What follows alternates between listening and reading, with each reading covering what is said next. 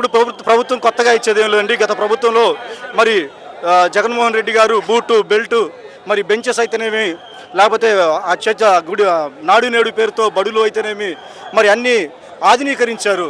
మరి ఇవాళ కొత్తగా మరి బ్యాగులు కానీ అవి చెల్లించడమే ఉంది.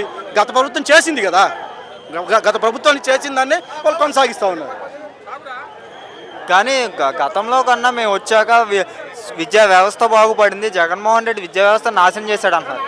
ఐక్యరాజ్య సమితిలో తెలుగు విద్యార్థులు ఎప్పుడైనా ప్రసంగించారా? మునుపు ఎప్పుడైనా కానీ స్వతంత్రం వచ్చిన తర్వాత, ఆంధ్ర రాష్ట్రం ఏర్పడిన తర్వాత ఐక్యరాజ్య సమితిలో మరి తెలుగు విద్యార్థులు, తెలుగు గవర్నమెంట్ స్కూల్స్కి సంబంధించిన విద్యార్థులు ఎప్పుడైనా ప్రసంగించడం జరిగిందా? అది జరిగింది అంటే అది ఒక్క జగన్మోహన్ రెడ్డి గారికే అది సొంతం అని చెప్పి మనవి చేస్తూ ఉన్నాను. జగన్మోహన్ రెడ్డి గారి ప్రభుత్వంలో తప్ప మరి ఏ ప్రభుత్వంలో ఏనాడు ఇంతవరకు స్వాతంత్రం అనంతరం తెలుగు విద్యార్థులు అంతర్జాతీయ సదస్సుల్లో పాల్గొనలేదు, ప్రసంగించలేదు. అది ఒక్క జగన్మోహన్ రెడ్డి గారికే సొంతమైంది ఆ క్రెడిట్. ఈరోజు ఇంగ్లీష్ మీడియం నడుస్తుందంటారా ఈ ప్రభుత్వంలో? ప్రశ్నార్థకంగా మారుతూ ఉంది కదా. మీరు స్కూళ్ళన్నీ ప్రైవేటీకరణ జరుగుతూ ఉన్నాయి. ఇప్పుడు 17 మెడికల్ కాలేజెస్ వచ్చినాయి.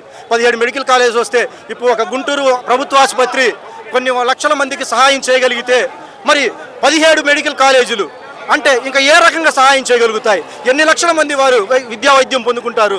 ఎన్ని లక్షల మంది వైద్య విద్యార్థులు చదువుకుంటారు? ఎన్ని వందల మంది చదువుకుంటారు? మరి వీళ్ళ భవిష్యత్తు ప్రశ్నార్థకం అవుతుంది కదా. మరి ఎక్కడ విద్యార్థులు సంతోషంగా ఉన్నారో మీరు నాకు చెప్పాలి.